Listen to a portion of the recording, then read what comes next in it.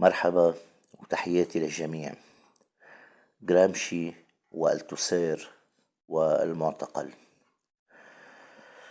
من المعلوم أن تجربة الاعتقال في أوروبا إبان النصف الأول من القرن العشرين كانت إحدى التمظهرات الأبرز للديكتاتوريات الفاشية والنازية التي عمدت للشدة في تعاملها مع المعارضين لها من الحركات والأيديولوجيات السياسية، فضلا عن أتباع بعض المذاهب العقائدية والمكونات المجتمعية بالحديد والنار.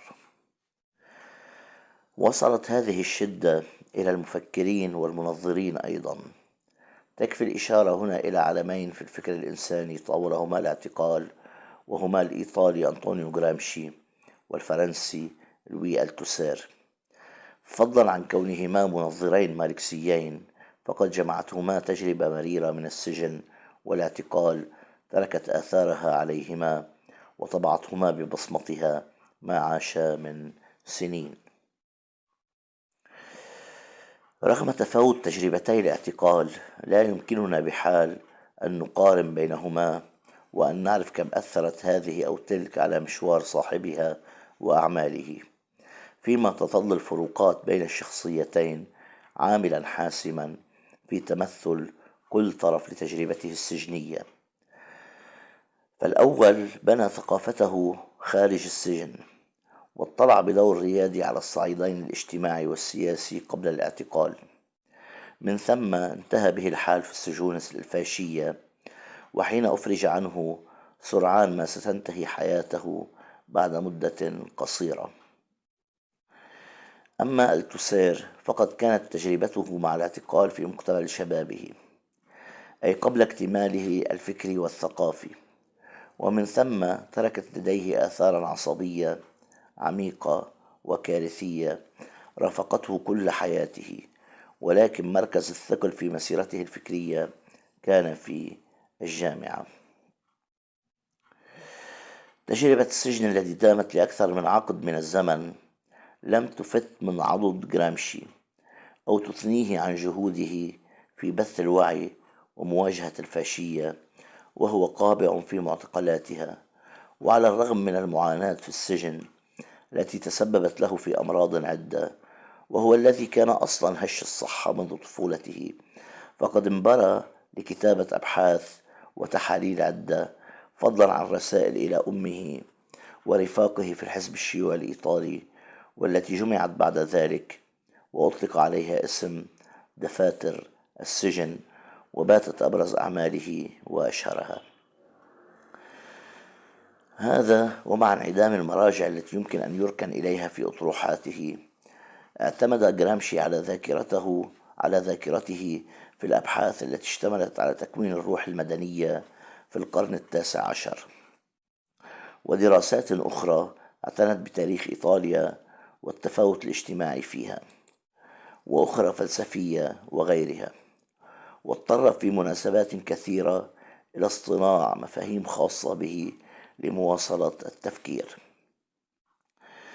بالإضافة إلى هذا نشأ عند جرامشي تعريف محدد للمثقف، هو المثقف العضوي،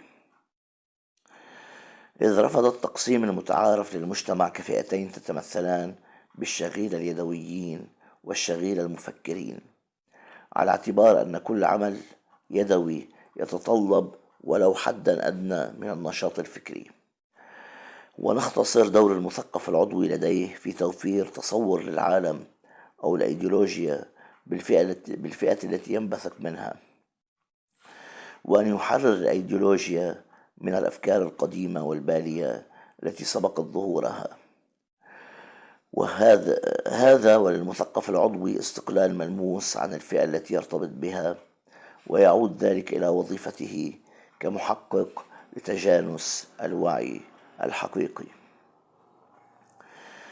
هذا ويسطر جرامشي مفهوما خاصا للمثقف التقليدي على اعتبار النظرية التاريخية لتبلوره، وهو المثقف المنتمي إلى طبقات اجتماعية هشة وعلى طريق الزوال، ويرى في رجال الدين والكنيسة مثالا على هذا المثقف التقليدي، ويقول في ذلك جرامشي: كل مجموعة اجتماعية بنشوئها في تاريخ البنية الاقتصادية السابقة لها، وكتعبير عن تطور البنية، وجدت على الأقل في التاريخ المعروف حتى الآن فئات مثقفين موجودة قبلا، بل وكانت هذه الفئات تبدو كممثلة لاستمرارية التاريخ غير المنقطعة، وحتى من قبل التحولات الأكثر تعقيدا وجذرية للأشكال السياسية والاجتماعية.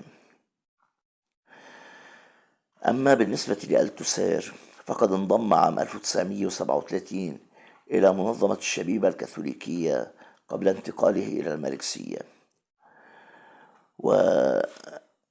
وجند في الجيش الفرنسي خلال الحرب العالمية الثانية، وسجن في معسكر ألماني لأسرى الحرب قضى باقي سنوات الحرب فيه.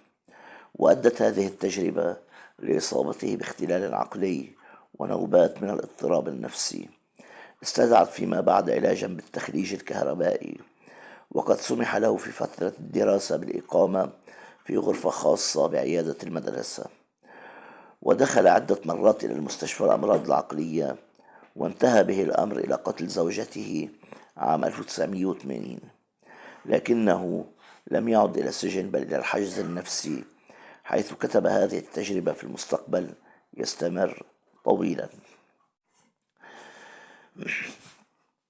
يكاد ينسى هذا الفصل من سيرة ألتوسير، ويظل في الغالب ذلك المنظر الماركسي، فقد تمثل مشروعه في تضمين تسويق فلسفي للمادية التاريخية، وفي تقديم المادية الجدلية على اعتبار كونها فلسفة للمادية التاريخية. أما أسلوب عمله فقد تمثل بإعادة قراءة ماركس، لا سيما كتابه رأس المال، وقد اشتهرت فلسفته في فرنسا آنذاك بالبنيوية الماركسية.